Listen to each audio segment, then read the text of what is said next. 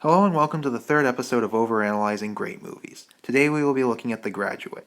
Now, The Graduate often ranks on great movie lists. It was ranked as the seventh greatest movie of all time by the American Film Institute, although it fell to number 17 on their revised list 10 years later.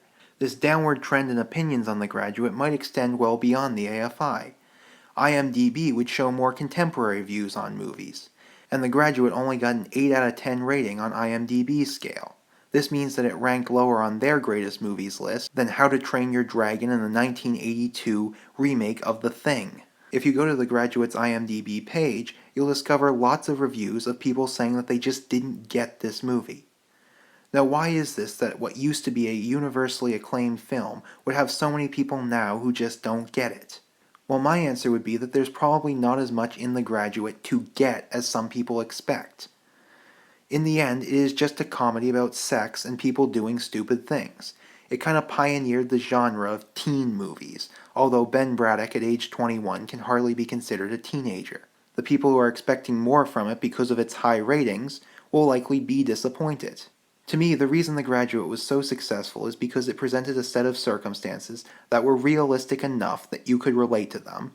You could imagine this story happening to you/your family, but were also absurd enough to be funny. In that sense, the movie struck a perfect comedic balance between some absurd comedic film starring Steve Martin or Leslie Nielsen, and that boring movie that critics loved because it was so realistic, but you couldn't get more than 10 minutes into.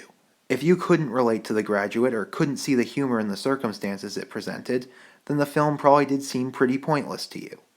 But there's gotta be more to The Graduate than just this. I mean, why does it rank on great movies lists where you would never find an American Pie film? Well, one thing would be its influence. Not only did it pioneer a whole subgenre of comedies, but it was also one of the first movies to feature a score of popular music. Which leads me to my next point. You cannot argue that the editing in this film was anything less than perfect. The music perfectly aligned with the action of the movie. Take, for example, the famous scene of Ben driving across a bridge while the song Mrs. Robinson plays. This is a nothing scene. It's just Ben driving across a bridge. I doubt a modern movie would even show something like this. They would just cut from one plot point to the next. But director Mike Nichols aligned the music so perfectly with the visuals that he was able to manufacture one of the more memorable scenes in the movie out of absolutely nothing.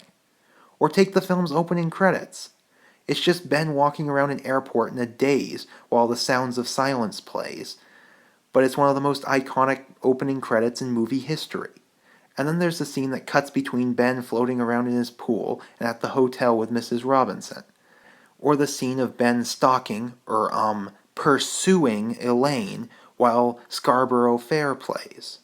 Yes, these two scenes did contribute a lot to the plot, but you can't argue that they were not masterfully made. But there's more to it than just the artistry. The Graduate deals with themes of rebelling from a system that you feel controls you. I mean, why does Mrs. Robinson even want to have an affair with Ben in the first place? If she just wants to find a young lover, she surely could have found one much more easily. Ben has absolutely no visible interest in her at the beginning of the film, so why did she go so far out of her way to try to seduce him?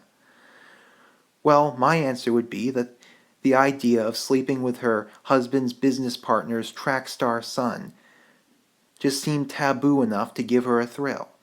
It was kind of a good way to stick it to both her husband and the suburban mom life that she's grown to hate.